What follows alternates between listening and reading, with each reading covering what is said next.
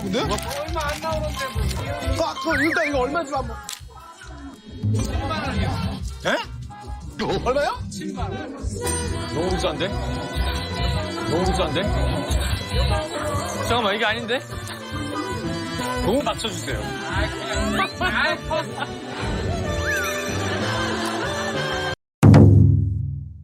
최근 1박 2일 출연진이 강원도 영양 전통시장을 찾았다가 전통과자 한 봉지에 7만원을 주고 산 것이 크게 논란이 되었습니다. 이탈리아에서 제작하여 비행기로 공수해온 것도 아니고 그냥 대량으로 찍어 전국적으로 파는 흔한 과자로 보이는데 한마디로 바가지라고 볼 수밖에 없네요. 바가지 요금 또는 줄여서 바가지란 상품이나 서비스를 시세를 훨씬 웃도는 가격에 제공하거나 파는 행위를 말합니다. 그럼 이런 바가지 요금은 법적으로 문제가 없을까요?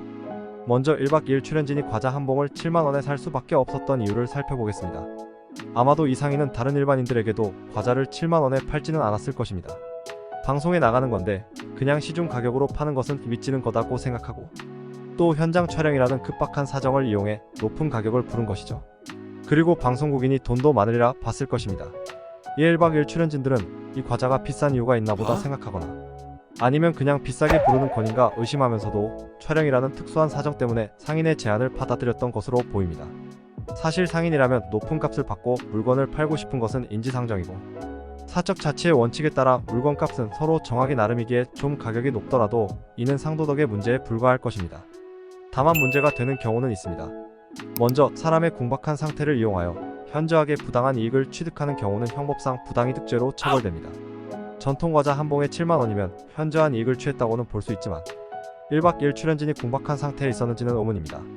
현장 촬영이라는 급박한 사정은 있지만 옆 가게 가서 촬영을 할 수도 있는 것이기에 궁박한 상태에 있다고 보기는 힘들 것 같습니다.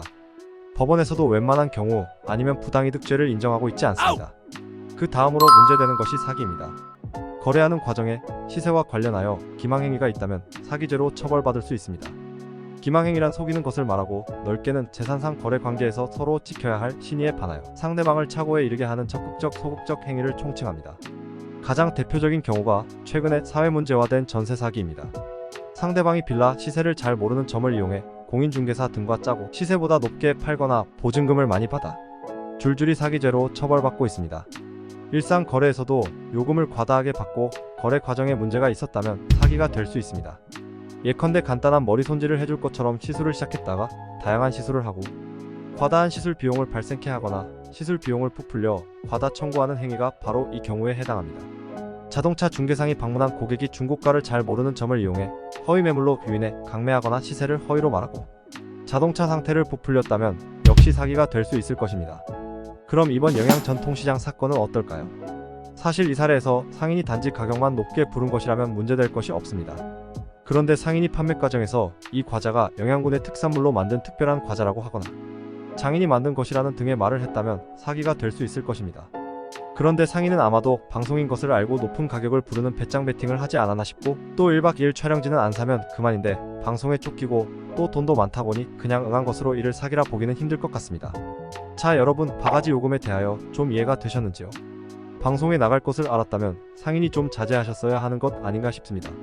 다음에 좀 더 좋은 주제로 다시 찾아뵙겠습니다. 내용이 마음에 드셨다면 구독과 좋아요 부탁드립니다. 그 법 아래 오명근 변호사였습니다. 감사합니다.